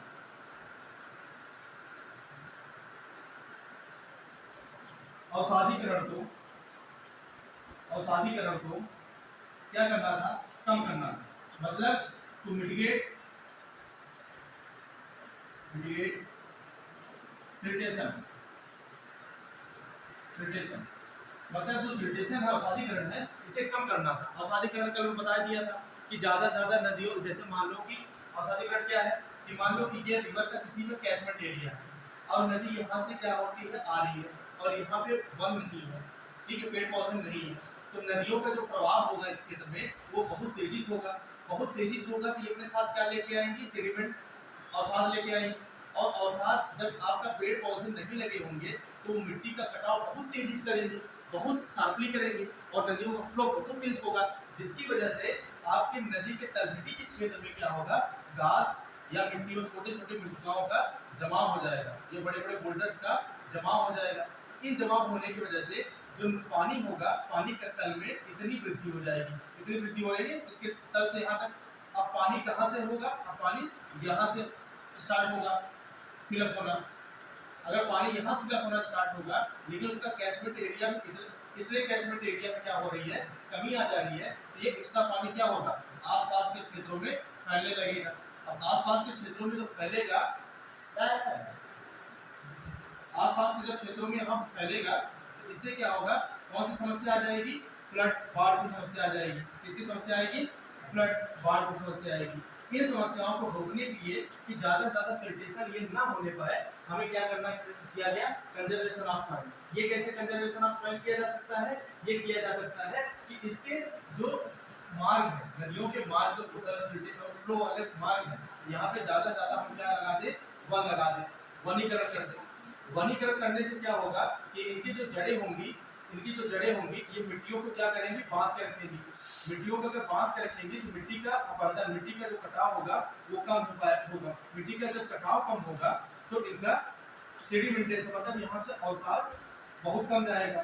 और नदी का जो फ्लो होगा, ये कल मैं पढ़ा चुका हूँ, नदी का जो फ्लो होगा वो क्या होगा, कम रहेगा। कम क्यों रहेगा, क्योंकि घास वाले या वन वाले क्षेत्र से जो नदियों का प्रवाह होगा तो वो क्या होगा, वो रोकेगी, और रोकेगी तो वहाँ उसका फ्लो क्या होगा, कम होगा, और कटाव भी कम होगा। तो इसी वजह से सेडिमेंटेशन नहीं बढ़ नहीं पाएगा, और इसी वजह से बोला गया कंजर्वेशन ऑफ सॉइल। कैसे, रिवर वाले क्षेत्र में, लेक वाले क्षेत्र। इससे क्या होता है कि जब सेडिमेंटेशन ज्यादा हो जाता है तो वो जो परितंत्र होता है उसे बोलते हैं एक्वेटिक परितंत्र, एक्वेटिक इकोसिस्टम।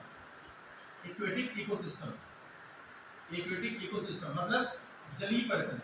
वो जो जलीय परितंत्र होगा या रिवर परितंत्र होगा, इसे बोलेंगे रिवर परितंत्र। एक्वेटिक इकोसिस्टम में क्या आता है, जलीय परितंत्र क्या आता है, नदी परितंत्र आता है, लेक परितंत्र आता है, पॉन्ड परितंत्र आता है। ये किसके अंतर्गत आता है, एक जलीय परितंत्र के अंतर्गत आता है। इस जलीय परितंत्र में जो रिवर इकोसिस्टम होगा वो क्या होगा, वो खराब होता चला जाएगा अगर सिंथेसिस ज्यादा हो जाएगा। और इसी वजह से आपदा आने की बहुत बड़ी समस्या हो जाती है, क्योंकि ये नदी का जो क्षेत्र ये 1 लीटर 4 लीटर 5 लीटर नहीं होता है, ये होता है क्या, कई हजार क्यूबिक मीटर होता है। तो वहां से अगर 1000 भी या 10,000 भी अगर निकलता है तो बहुत से बड़े एरिया को वो क्या करेगा, बाढ़ के क्षेत्र में कवर कर लेगा। इसी वजह से ये समस्याओं का समाधान करने के लिए कंजर्वेशन स्टार्ट किया गया था। चीजें एकदम 1988 में था, ठीक है। समझ आया नहीं, कल मैंने पढ़ा दिया था, मतलब कंजर्वेशन ये मतलब कैचमेंट एरिया आया समझ में। अचीवमेंट क्या पढ़ना, अचीवमेंट तो वही है, मतलब जो आपने कर लिया वो अचीवमेंट तो मेंस का टॉपिक हो जाएगा, इसका अचीवमेंट क्या हुआ। तो अभी चलते हैं जो मेन पार्ट पे। लीजिए, अच्छा एक चीज इसमें और था, वो चीज हम लेकिन है इसमें उतना नहीं। अच्छा बता, समझा लिख लीजिए एक बार पॉइंट, इतना है नहीं इसमें इम्पोर्टेंट। लिखिए, कंजर्वेशन इसमें क्या करना था, जब विविधता का संरक्षण करना। हम पढ़ाने जा रहे हैं वाइल्ड लाइफ प्रोटेक्शन एक्ट, तो एक पॉइंट दिख जा रहा है। देखिए, कंजर्वेशन ऑफ बायोडायवर्सिटी।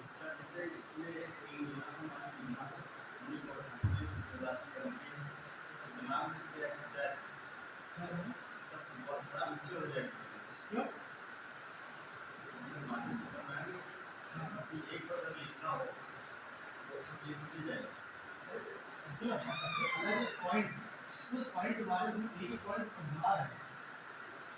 अब जैसे आपको वो पूछा गया सिंथेसिस क्या है, वाटर कंजर्वेशन आपको किया जा रहा है, ठीक है। तो वाटर कंजर्वेशन क्यों किया जा रहा है, सिंथेसिस को क्या करने, कम करने के लिए किया जा रहा है। क्यों किया जा रहा है, क्योंकि आप वनीकरण प्रभाव देखिए कि फ्लड रिस्पॉन्स करना है। दूसरा वाटर कंजर्वेशन क्यों किया जा रहा है कि सूखा क्षेत्र वाले में सिंचाई को अगर बढ़ाना हो, सिंचाई क्षेत्र को बढ़ावा देना हो, वहाँ पे इकोलॉजिकल बैलेंस स्थापित करना हो, इसके क्षेत्र के लिए वाटर कंजर्वेशन किया जा रहा है। फिर सॉइल कंजर्वेशन क्यों हो रहा है, उसी से मिक्स होने का टॉपिक है। 1988 में इसका प्लान इसी में आया। हाँ तभी तो बोले हमारे पॉइंट देख लिए भाई। 1970 में अलग से बताया, ये ओरिजिनल में वहाँ पे डेट बताए, वहाँ फिक्स करा दिए। फिर 1970 में जॉइंट जो आपका फॉरेस्ट मैनेजमेंट आया था, ये 1970 में अलग से आया। डेट में उससे लिखा जो 1970 1988 की बात कर रहे हैं, तो 70 बात आई नहीं, 18 साल के बाद बात।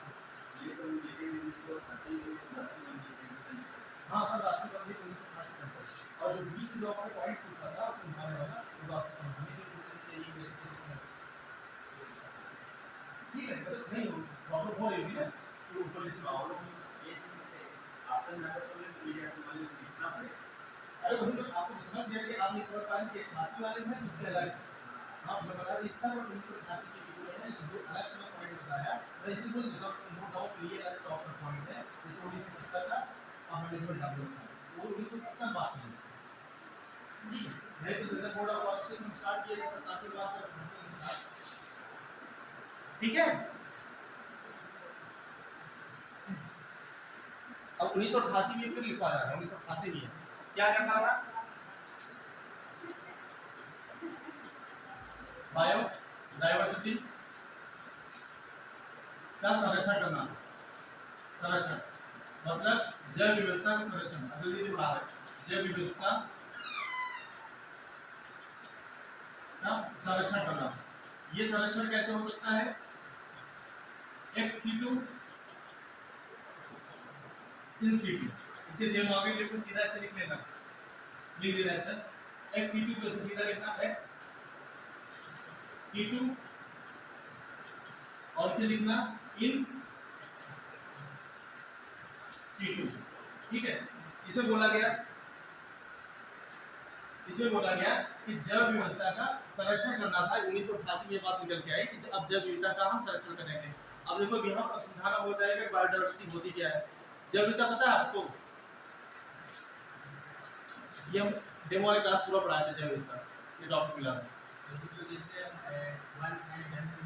हाँ मतलब कि क्या होता है कि क्या किसी में एक ऐसे क्षेत्र हो जहाँ पे क्या होता है कि अलग अलग प्रजातियों की विविधता पाई जाए, तो उसे क्या बोला जाता है? जैव विविधता। सीधी सी लैंग्वेज होगी, ये अलग टॉपिक में सब अलग फिर पढ़ाएंगे, ठीक है। तो इसका संरक्षण करने की बात की गई। ऐसे संरक्षण करना कि जिसे ज्यादा से ज्यादा जो किस क्षेत्र में रह रहे हो, जो रिस्क वाले एरिया में रह रहे हो, रिस्क मतलब जिनके ऊपर ये खतरा मंडरा रहा हो कि ये खत्म हो जाएंगे, ठीक है। जैसे हम आज के संरक्षण की बात किसके लिए कर रहे हैं? अभी हमने करंट पढ़ाया था पेंगुइन की बात है, पेंगुइन के संरक्षण करने की बात मैंने की थी। जैसे आपकी ग्रेट इंडियन बस्टर्ड की मैंने बात कर रहा हूँ। जैसे एक योजना चलाई जा रही है गवर्नमेंट के द्वारा, ग्रेट इंडियन बस्टर्ड योजना चलाई जा रही है कि इसका संरक्षण किया जाए। क्यों? ये गुजरात और राजस्थान वाले क्षेत्र ज्यादा दिखते थे, लेकिन अब दिखते नहीं है, अब खत्म होते चले जा रहे हैं। तो गिद्ध संरक्षण परियोजना, हाथी संरक्षण परियोजना, टाइगर रिजर्व, ठीक है। तो ऐसे संरक्षण परियोजना ये सब कैसे आ जाते जब उनके साथ कोई भी स्पीसीज, जैसे प्लांट स्पीसीज हो गए, प्लांट मतलब कि पादप, कोई भी पौधा ऐसा हो जो आपके लिए उपयोगी है या एनवायरनमेंट के लिए उपयोगी है, पता लगा वो खत्म होता चला जा रहा है, उसके संरक्षण की बात की गई है कि इस में बोला गया है डायवर्सिटी का संरक्षण किया जाएगा। और इस संरक्षण दो टाइप्स होगा, कैसा? एक्स सीटू और इन सीटू प्रकार से इसका संरक्षण करेंगे। अब ये पूछोगे एक्स सीटू क्या होता है, इन सीटू क्या होता है? जब किसी भी प्रजातियों को, जब किसी प्रजाति को आर्टिफिशियल कृत्रिम माध्यम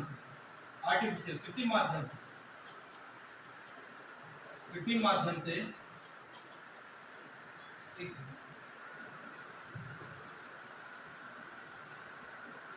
मैं फोन देख रहा हूँ, एक कॉल आने चाहिए नहीं।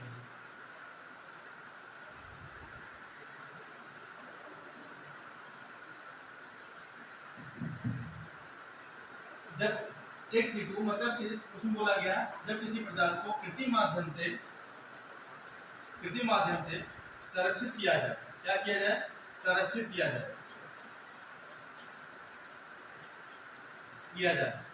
कहाँ पे, कैसे कहाँ संरक्षण हुआ? एक सीटू अभी बाहर, उसके आवास से बाहर के क्षेत्रों में संरक्षित किया जाए, उसके सेम आवास पे नहीं। जहाँ पे जैसे कि जहाँ पे वो, जैसे मान लो कि ये आपका क्षेत्र हो गया सीतापुर का, यहाँ पे कोई भी पौधा है या कोई भी जानवर है, यहाँ पे इन्वायरमेंट पे वो सही नहीं रह पा रहा है, यहाँ पे ऐसा लग रहा है कि वो मर जाएगा, उसकी प्रजाति बची नहीं, तो उसका जेनेटिक निकाल करके या उसे वहाँ से उठा करके हम आर्टिफिशियल रूप से उसे जा करके सेम उसके कंडीशन के हिसाब से इन्वायरमेंट दे करके, पर्यावरण अनुकूल बना करके, जिस इन्वायरमेंट में रह सके, ऐसी व्यवस्था वहाँ पर कर दिया जाए जिससे उससे संरक्षण किया जाए। ऐसे क्षेत्रों को क्या बोला जाता है? एक्स सीटू संरक्षण बोला जाता है। जब किसी भी प्रजाति को उसी के आवास में संरक्षित किया जाए, जब किसी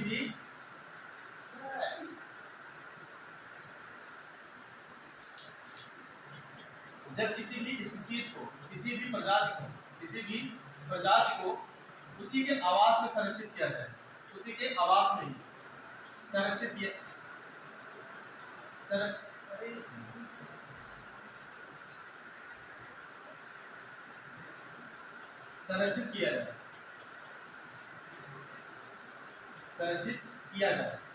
तो वो क्या बोला जाता है? इन सीटू संरक्षण बोला जाता है।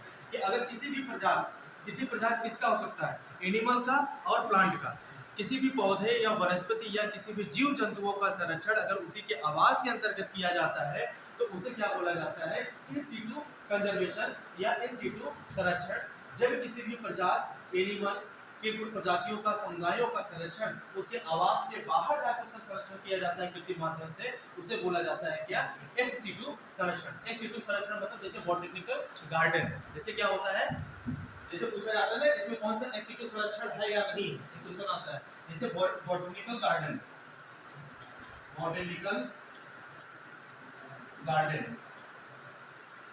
जैसे हम बनाते हैं ना बॉटनिकल कोई गार्डन बना देते हैं, उसका आवास वहां पर बना देते हैं।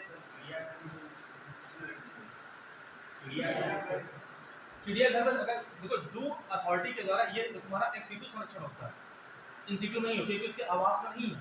अगर जू को रखते हो, जू कहाँ चलाते हो, प्रजाति बाहर चलाते हो, वहां पर रखते हो और उसे क्या करते हो, संरक्षण करते हो। इससे भी विकास है उनको में वो नेशनल पार्क लाया, चिड़ियाघर नहीं लाया नहीं, वो इन situ हो, क्योंकि देखिए किसी प्रजाति को आप वहां ला रहे हो ना, आप प्रजाति वहां पे ला रहे हो, वो संरक्षित नहीं ला रहे हो, संरक्षण उसे करने नहीं ला रहे हो, उसे आप यहाँ पे बढ़ावा देने के लिए ला रहे हो। क्योंकि चीता 1952 से यहाँ पे क्या है, लुप्तप्राय है, वो क्या है पूरी तरह से खत्म IUCN के डाटा लिस्ट में। उसे आप यहाँ पे क्या करने के लिए ला, जैसे ex situ संरक्षण मतलब क्या होता है, कृत्रिम माध्यम में क्या बोला मैं बोला बार-बार एक वर्ड यूज कर रहा हूँ, आर्टिफिशियल माध्यम से जेनेटिक का उसे उपयोग कर, जैसे कोई भी प्रजनन केंद्र होता है, कोई प्रजनन केंद्र बनाया जाता है ना, कोई भी सीड्स वहाँ बनाई जाती है, कोई भी वहाँ पे किसी भी बीज का निर्माण किया जाता है, तो स्पर्म का निर्माण किया जाता है जिसकी वजह से उसका संरक्षण किया जाता है, वो होता है क्या इन situ ex situ संरक्षण। और इन situ संरक्षण में जैसे आपका बायोस्फीयर रिजर्व होता है, जैसे वहाँ पे कई प्रजातियां हैं, अब उन्हीं प्रजातियों को संरक्षण करने के लिए उस क्षेत्र को हम क्या डिक्लेयर कर दिए हैं, बायोस्फीयर रिजर्व डिक्लेयर कर दिए, मतलब जैवमंडल क्षेत्र। जैसे उस क्षेत्र को हमने क्या बोल दिया, ये नेशनल पार्क है, जैसे उस क्षेत्र को हमने क्या बोल दिया, ये अभ्यारण्य है। तो उसी आवास को संरक्षित करने के लिए उसे क्या बोलते हैं, इन situ संरक्षण बोलते हैं। ex situ मतलब आर्टिफिशियल माध्यम से आप उसे संरक्षित कर रहे हैं, उसे बोलते हैं ex situ संरक्षण। जाना आप सबको नहीं?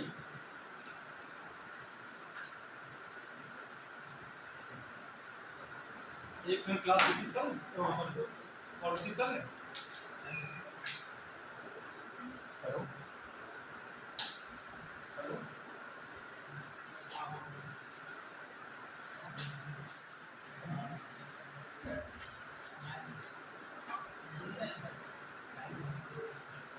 चलिए ये क्लियर हो गया। अब पॉइंट डालिए वाइल्ड लाइफ प्रोटेक्शन एक्ट, ये क्लियर हो गया, ठीक है। वाइल्ड लाइफ प्रोटेक्शन, अरे एक उसमें इन situ में लिख लिया ना, जैवमंडल और अभ्यारण्य। जैसे इन situ में हमें बताया ना, इन situ में एग्जांपल अगर आए इन situ में तो क्या होते हैं, जैसे जैवमंडल क्षेत्र, जिसे क्या बोला जाता है, बायोस्फीयर रिजर्व। बायोस्फीयर रिजर्व क्या होता है ये भी बताए थे कि ये आपका क्या है, लिथोस्फीयर है, ये आपका हाइड्रोस्फीयर है, ये आपका कौन सा एटमॉस्फेयर है, मतलब ये आपका क्या है, स्थलमंडल है, ये स्थलमंडल है, ये आपका क्या है, ये जलमंडल है, ये आपका वायुमंडल है।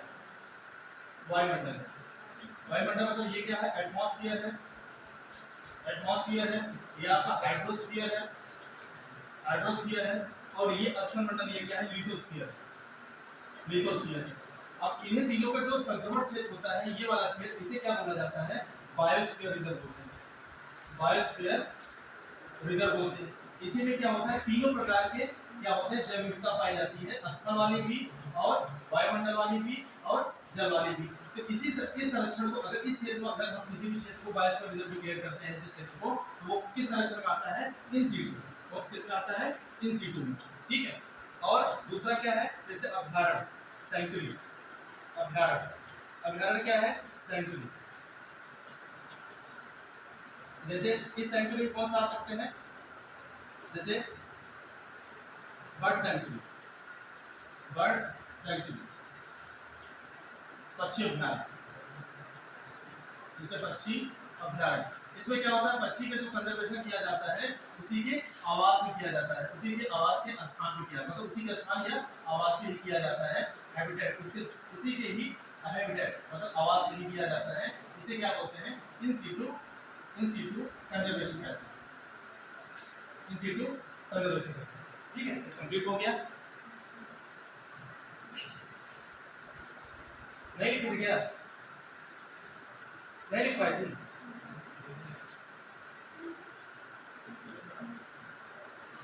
चलिए क्या नहीं लिखा था बताइए, फिर संभाला बहुत कम टाइम बचा ना, तो wild life protection act start करो कितने, नहीं एकदम नहीं लिख पाए आप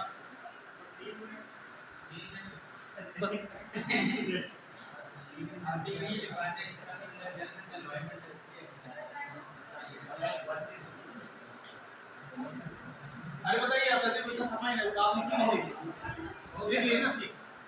आगे पॉइंट आ रही है वाइल्ड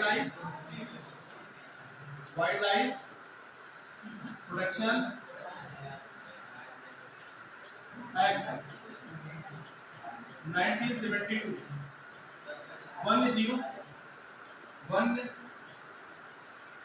वन्य जीव संरक्षण अधिनियम 1972। वन्य संरक्षण अधिनियम 1972।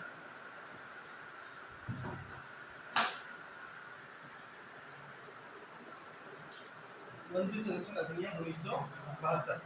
इसमें बोला गया कि अगर किसी भी, इसमें क्या बोला, प्रोटेक्शन का मतलब यहाँ से दिया जा रहा है कि वन जीवों को संरक्षण करने के लिए गवर्नमेंट ऑफ इंडिया के द्वारा यहाँ पे एक अधिनियम पास किया गया है। गवर्नमेंट ऑफ इंडिया के द्वारा क्या पास किया गया था? पार्लियामेंट संसद के द्वारा होता है, ठीक है। ये नियम आया, उस अधिनियम को बोला गया वन्य जीव संरक्षण अधिनियम। ऐसे वन्य जीव जो गैर पालतू होते हैं, जो डोमेस्टिक एनिमल्स नहीं होते हैं, और जो भी ऐसे प्लांट वन्य जीव में ही क्या आते हैं कि वन्य जीव संरक्षण अधिनियम में प्लांटों की भी बात की गई। किसकी बात की गई? प्लांट की, कि ऐसे भी चीजों का, ऐसे जो प्लांट का अवैध व्यापार, अगली बार ही उपाय नहीं, ऐसे जीवों का, ऐसे प्लांटों का अवैध जो व्यापार होता है, अवैध व्यापार होता है, उस व्यापार जो अवैध व्यापार होता है, इस अवैध व्यापार को क्या करने के लिए, कम करने के लिए, या कम नहीं, इसमें क्या कम वर्ड ही नहीं है, रोकने के लिए, कम नहीं, रोकने के लिए ये क्या लाया गया? वन्य जीव संरक्षण अधिनियम लाया गया कि वन्य जीवों का अवैध व्यापार पर रोक लगाने के लिए, वन्य जीवों का अवैध व्यापार पर रोक लगाने के लिए वन्य जीव संरक्षण अधिनियम पारित किया गया 1972 में। वन्य जीव कैसे होते हैं? वन्य जीव ऐसे जीव जो क्या है, गैर पालतू होते हैं, पालतू होता है, गैर पालतू होते हैं। इनका जो संरक्षण कहाँ पर किया जाएगा? इनका संरक्षण नेशनल पार्क के माध्यम से, बायोस्फीयर रिजर्व के माध्यम से, और सैंक्चुरी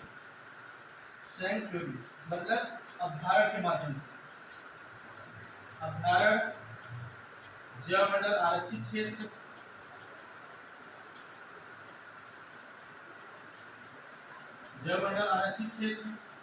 और राष्ट्रीय पार्क, नेशनल पार्क के माध्यम से इनका क्या किया जाएगा? संरक्षण किया जाएगा। नेशनल पार्क, बायोस्फीयर रिजर्व और सेंचुरी के माध्यम से इनका संरक्षण होगा। जो गैर पालतू जीव होंगे या उनके आवास के लिए उनका संरक्षण किया जाएगा। इसे बोला गया वाइल्ड लाइफ प्रोटेक्शन एक्ट। अब इसमें और भी चीजें हैं। टाइम है बच्चा? हाँ, चलिए इसमें एक बात ये थी कि पॉइंट लिखा दे रहे हैं, वाइल्ड लाइफ प्रोटेक्शन एक्ट 1972 में ये बात निकल के आई कि इस अधिनियम के तहत कोई भी जो स्टेट गवर्नमेंट है, कोई भी राज्य सरकार है, कोई भी जो स्टेट गवर्नमेंट है, वो किसी भी जीव को, किसी भी वन्य जीव को, किसी भी वाइल्ड एनिमल को, वन्य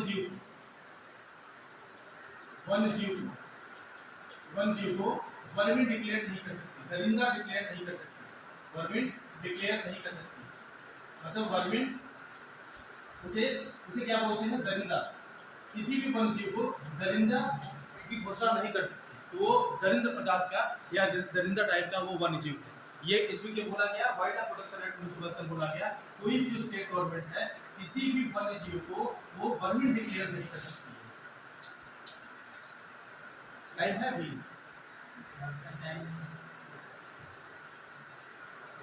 चलिए फिर नेक्स्ट क्लास में फिर इसे कंप्लीट है। लंबा नहीं, अरे लंबा टाइम लगेगा, मैं ये करेंगे समझाना नहीं हो पाएगा। और जो मेन इसके टॉपिक थे वो कंप्लीट करा दिए।